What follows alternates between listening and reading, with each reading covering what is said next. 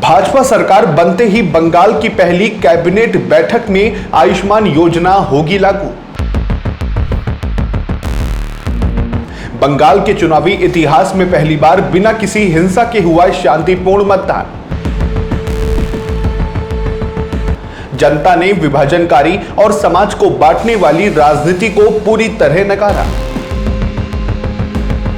क्या आप जानते हैं कि बंगाल की ऐतिहासिक जीत के बाद प्रधानमंत्री नरेंद्र मोदी ने उस कौन सी बड़ी सौगात का ऐलान किया जो सत्ता संभालते ही राज्य के करोड़ों लोगों की किस्मत बदल देगी। नमस्कार, मैं हूं अर्चित और आप देख रहे हैं आज का हिंदुस्तान न्यूज।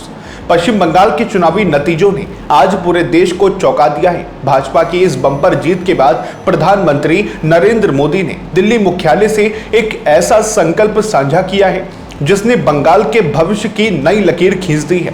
प्रधानमंत्री ने बंगाल की जनता का आभार जताते हुए सबसे बड़ा ऐलान स्वास्थ्य सेवा को लेकर किया। पीएम मोदी ने कहा कि भाजपा की सरकार बनने के बाद पश्चिम बंगाल में पहली कैबिनेट की बैठक में आयुष्मान योजना को लागू किया जाएगा।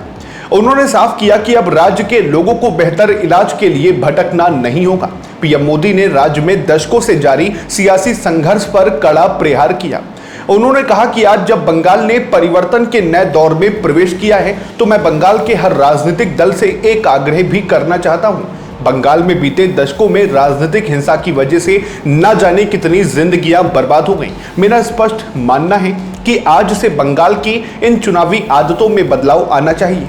आज जब भाजपा जीती है तो बदला नहीं बदलाव की बात होनी चाहिए, भय नहीं भविष्य की बात होनी चाहिए। इस बार का चुनाव इसलिए भी चर्चा में है क्योंकि शांतिपूर्ण मतदान की एक नई मिसाल पेश की गई है। पीएम मोदी ने कहा कि पहली बार ऐसा हुआ कि चुनावी हिंसा में एक भी निर्दोष नागरिक की जान नहीं गई। लोकतंत्र के इस महापर्व में बंदूक की आवाज नहीं, जनता जनार्दन की आवाज गूंजी है। पहली बार डर नहीं, लोकतंत्र जीता है। अंत में प्रधानमंत्री ने विभाजन की राजनीति करने वालों को आड़े हाथों लिया। उन्होंने कहा कि बंगाल, तमिलनाडु और केरलम में जिन 3 सरकारों को जनता ने सत्ता से बाहर किया उनकी एक समान पहचान थी, विभाजन की राजनीति। उनकी राजनीति जोड़ने की नहीं, तोड़ने की थी।